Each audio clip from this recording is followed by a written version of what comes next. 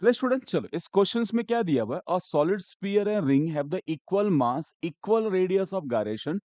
Sphere is rotated about the diameters and ring about an axis passing through center and perpendicular to its plane. Then ratio of radius of sphere to ring. Okay, question क्या बोल रहा है? एक ring sorry spear है, दूसरा क्या दिया आपके पास? रिंग है। तो स्पीयर रोटेट कहाँ पे कर रहा है? इसके डायमीटर के अबाउट रोटेट कर रहा है। दैट इज क्या बोलता हूं मैं? स्पीयर बोल देता हूँ। ठीक है, ये स्पीयर। दूसरा रिंग रोटेट किसके अबाउट कर रहा है? Ring about axis pass centre and perpendicular. Ring इसके अबाउट रोटेट कर रहा है, लाइक ऐसा। तो इसको आई ऑफ आर बोल देता हूँ।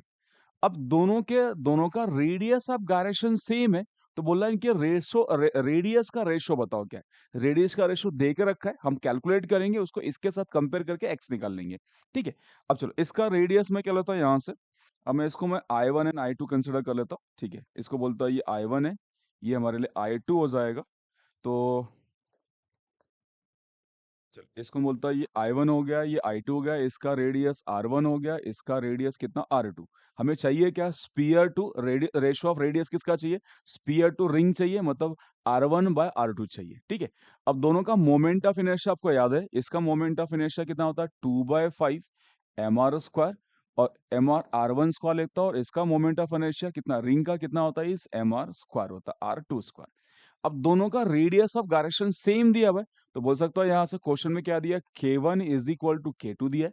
K का फॉर्मूला कितना होता है? Under root of I1 divide by M। इसके लिए भी क्या आएगा? Under root I2 divide by M। Moment radius of gyration का फॉर्मूला कितना होता है? Under root I/M। चलो I1 है I2 सब्स्टिट्यूट कर लेते हैं, यहाँ से सब्स्टिट्यूट किया तो कितना आएगा अपने पास? ये 2/5 mr1² डिवाइड बाय मास। यहाँ पे भी कितना आएगा? इस I2 इस कितना अपने पास? mr2² divide by m।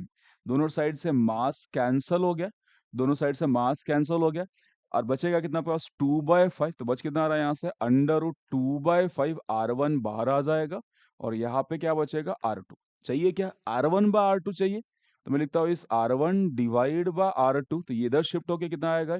इस √5 डिवाइड बाय 2। अब चलो मेरे पास रेशियो कितना आ रहा है? R1/R2 कितना दिया है? √5/2 आ रहा है, और यहाँ कितना देकर रखा है? √x/2। इसका मतलब हमारा x कितना हो गया? 5। कंपेयर कर लेते हैं, रेशियो कितना है? √x/2 है, अपना कितना आ रहा है यहाँ पे? √5/2 आ रहा है। इसका मतलब देयरफॉर क्या होगा? x का वैल्यू कितना आएगा? 5। Option C. सिंपल। आपको ये लिखने आना चाहिए। आपके पास मोमेंट ऑफ इनर्शिया अगर पता है, अब बोल क्या रहा है यहाँ पे? क्या रेडियस ऑफ गायरेशन इक्वल है, तो रेडियस ऑफ गायरेशन इक्वल करो, रेडियस ऑफ गायरेशन का फॉर्मूला लिखो, उसमें मोमेंट ऑफ इनर्शिया सब्स्टिट्यूट करके कैंसिलेशन कर लो। अब कैंसिलेशन होने के बाद क्या चाहिए? रेशियो ऑफ रेडियस चाहिए, तो रेशियो ऑफ रेडियस निकाल लो। ठीक है, चलो थैंक यू।